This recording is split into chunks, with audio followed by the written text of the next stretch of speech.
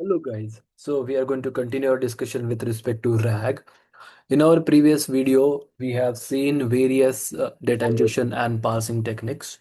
And the last one was like if our data is available in a specific databases, for those kind of data which is in the form of a structured format, how do we read it? How do we convert that into document? We have seen it. Now, if I go back again to the architecture, right, RAG architecture, we have completed all these things. We have seen how to do the document splitter and how, with the help of text splitter, we are actually document into chunks, right? Now, in the next step is that how do we go ahead and use some kind of embedding model and convert that into some embeddings, right? So this is what we are going to now focus on. Our main aim is to, once we get the data in the form of a chunk, which all different types of embedding model we will go ahead and apply. And the idea behind the embedding model is very simple. Whatever document or data is available, how do we go ahead and convert that into vectors? And now in this video, I'm just going to go ahead and give you a brief introduction about embeddings and why embeddings can be really, really important and useful and how it is different when we compare it to the traditional databases. So all those things we are going to go ahead and discuss. Now let's say if I just take an example of a traditional database. So let's say I have a traditional database. This is my traditional database.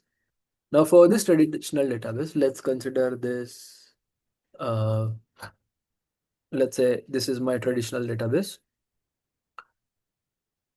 And since we are going to go ahead and discuss about embeddings, here now what we specifically going to use is vector database. And I'll talk about it why vector databases will also be important. Vector database. Now, in a traditional database, let's say that my search term, let's say I want to search something related to cat. And let's consider that in this particular database, I have some of the items. The items can be, let's say I have cat, I have dog, I have kitten, and I have puppy. Let's say I have puppy. Now this all the information that is available in this specific database. Now whenever I go ahead and search anything related to cat, then what this will do, based on a specific query, we will go ahead and pick up the exact match that is available inside this database. So my output result when I go ahead and search for cat, I'm going to go ahead and get the cat, right? It's very simple because the matching term is nothing but cat. So this is what usually happens in a traditional database. So if you probably go ahead and consider a SQL database, right? MySQL or SQL Server. Let's say I go ahead and write the query. Select star from employee table where the name is equals to Vipul. So I'm searching for a record wherein I'm putting a condition saying that the name should be Vipul and that specific record will be displayed. Then that specific record will be displayed. Similarly, you have multiple tables in the traditional databases. You may go ahead and write a complex query, and based on that particular query, you will be getting the exact match. So this is really important. The purpose of traditional databases like SQL, MySQL, NoSQL, here you are going to get only exact matches, right? Now, what exactly is the importance of this vector database? We'll try to understand it.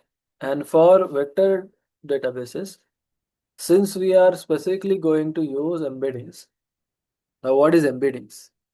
Embeddings is nothing but here, embeddings is a technique wherein if I have any kind of text data, if I apply embeddings on top of it, I will be able to get some vector format or vector representation for this particular data, which is in the form of a text. Let's say for this particular text, let's say text is like apple, right? So text is apple. And if I apply some embedding techniques in this, I'll be getting a vector representation which looks like this. Let's say I'm just considering this. It looks something like this. Okay. Now, this vector representation, again, for this particular course, you should have a basic understanding of what is embeddings, because these are all part of NLP techniques. But here I'll just give a brief idea about embeddings also. Now, whenever I have this kind of representation, so these are nothing but numerical representation. I cannot just go ahead and directly use a word and give it to my model. My model will not be able to understand this. Instead, it will be able to understand some kind of numerical representation. And this numerical representation is nothing but vector representation. Now, for storing the vector representation, we can use something called as vector database. So let's say if Apple is something like this, we can store this information over here in the form of a record or text ID or document ID, something. So we can store this entire vector representation over here. Now let's consider that I have the same thing. So let's say if I have the same data over here, I'm just going to go ahead and consider, let's say this is my same data that I have. Okay. Let's say this is the same data that I have. Okay. Going to paste it over here. Now, what is the main purpose of the vector database is that if I go ahead and search for cat again, okay. Now, here is not going to do the exact match, but instead it will go ahead and find the similar meanings word. Similar meanings word, right? Or it go ahead and find with respect to cat, which are the similar words over here. So over here, if you go ahead and see the result, right? Here with respect to the result, two things you will be able to get. See, cat is obviously cat only. Kitten also we basically talk about cats. So here what we are going to get is result, we are going to get a cat and kitten. So a vector representation. Now why you are getting these two words over here as in the form of a result? Because if you consider at the end of the day in a vector databases, we will be storing them information in all the text which is in the form of a vector representation. So this cat and kitten will have similar kind of vector representation because these words are almost similar. So all the similar words, usually what happens is that in deep learning, in NLP, we have good embedding models, word embedding models, right? Which are trained with huge amount of data. These are trained with huge amount of data, huge amount of data. And these embedding models main aim is whatever word it has, whatever word it takes, it will be able to provide a vector representation for that particular word. Vector representation for that word. And vector representation will be in such a way that similar kind of words, let's say if I take an example of cat and kitten, since both the words are same, the vector representation will look like this: point 2, point 3, point 4. And kitten may look something like this: point 2, point 4, and point 3. So here you can see these are all my vectors. These are the vector representation for this word cat, and this is for kitten, right?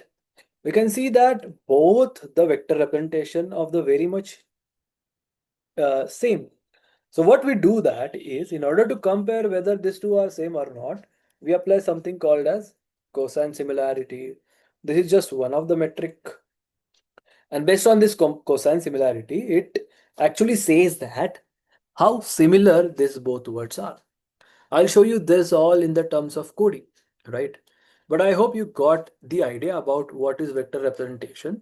And with respect to any kind of databases where you're specifically applying embedding techniques and storing those vector representation inside the vector database, you will be getting a results based on finding similar meanings of similar match.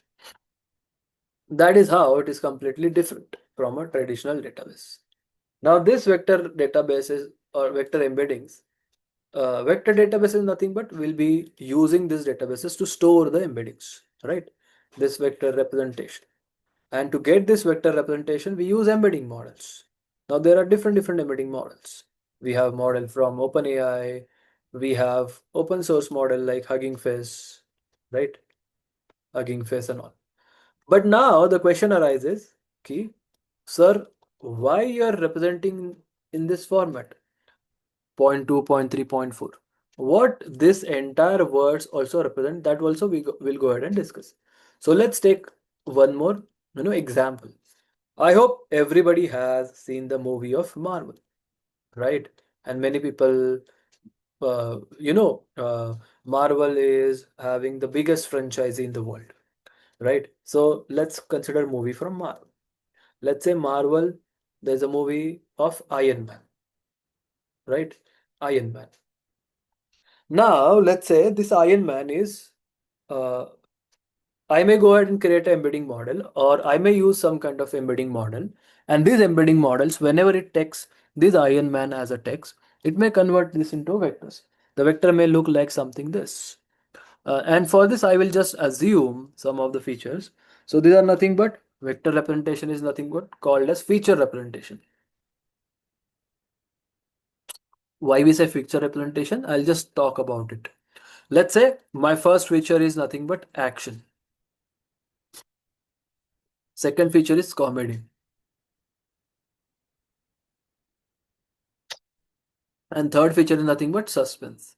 Let's consider these three features. You know that Iron Man, whenever we talk about, it is a hardcore action movie. Like, let's say I go ahead and write this vector as 0.95. Okay. So this Iron Man with respect to action, with respect represented by vector 0.95. Iron Man in comedy. This is not much comedy in this specific movie. So I'm just going to give vector representation as 0.2. So this is not how model is trained. I'm just trying to give you an idea uh, what this feature representation of vector representation basically mean. Then Iron Man 2 is suspense. There is also suspense. So I'll keep it as zero point 0.6. Now similarly, there is another movie, Hulk. And you know this is a Marvel movie. Whenever you talk about Hulk in action, it is 0.96. Comedy, yes, it is having zero point 0.4. And suspense, yes, there's a kind of suspense that is 0.7. But let's say if I take about some another movie basically means Sherlock Holmes. Sherlock Holmes. Sherlock Holmes action, there's not much kind of action. Let's say, yeah, there may be action, but let's say I'm giving it as zero point 0.6. Right? Comedy, Sherlock Holmes has some kind of comedy. Suspense, there's a lot of suspense in this. I'll put it as zero point 0.9. Now here you can see all of these numbers that you're able to see. Iron Man is basically representation by this vector. Hulk is represented by this vector. And Sherlock Holmes is represented by this vector. And each of this vector represents this feature representation. It is a correlation of Iron Man to action movie, Iron Man to comedy, Iron Man to suspense, right? Now, let's say if I am seeing a Netflix movie, and in the Netflix movie, I go ahead and see the Iron Man movie. Now, after completing Iron Man, which movie do you think Netflix will recommend me? This is just a simple example from my side. So obviously you will be able to see from this vector representation and this vector representation, if we go ahead and find the cosine similarity, right? Cosine similarity formula is very simple. It is nothing but Iron Man. So let's consider that. This is vector A, vector B, this is vector C. It is nothing but A dot product of B multiplied by divided by normalization of A, magnitude of A, and magnitude of B. So if we go ahead and apply this specific formula, just by seeing the vector representation, don't you think that Iron Man and Hulk are almost similar? So what will Netflix recommend? Netflix will definitely go ahead and recommend Hulk, because if you go ahead and calculate the cosine similarity, and if you just go ahead and plot it with respect to similarity. So let's say I'm plotting it in this 2 dimension. Okay. Obviously there is 3 dimension, but I'm just trying to plot it with 2 dimension by taking action and comedy. So let's say this is action, this is comedy, right? So the first plot you'll be able to see Iron Man 0.95, 0.2. The 0.95, 0.2, let's say this is 1, 2, something like this. This is 1, 0, 1, and this is 0, 1. This is 0.5. So 0.92 is nothing but somewhere over here. This is Iron Man. Hulk will be able to see 0.964. This is Hulk and this is Iron Man. So just see this, how near this is, right? So that basically means these two movies are almost similar. If I consider Sherlock Holmes, it is 0.6, 0.75. 0.6 basically nothing but over here. 0.75 is nothing but here. So this is where my Sherlock Holmes come. So the distance is very far. When you consider this distance, it is very near. So if Netflix is showing Iron Man, then the next movie that is recommended will be Hulk because this is very near, right? So this is the purpose of using the embeddings, right? And that is how when we do a similar meaning search, right, we get similar things over here based on the vector representation which is near to each other.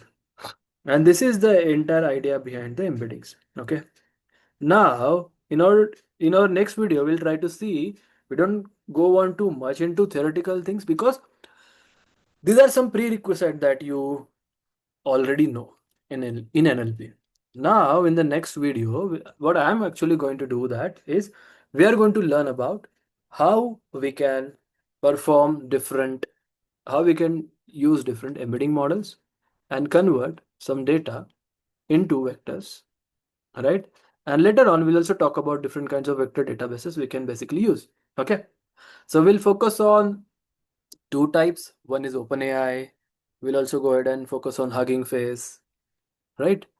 So both of them, because you should also know how to use embedding model which are open source and how to also use this. So OpenAI is paid. Hugging Face is some of the open source model, but the main idea is we'll take our text, data, or document, and then we will go ahead and use some embedding models. So here I'll be having my embedding models, and with the help of this embedding models, we'll go ahead and convert that into vectors. We'll go ahead and convert that into vectors. That is what we're basically going to do. And this I'll show you with the help of practical example as we go, right? But I hope you got an idea about embeddings, what is difference between traditional databases and vector databases. Yeah, this was it from my side. I'll see you all in the next video. Thank you, take care, and happy learning.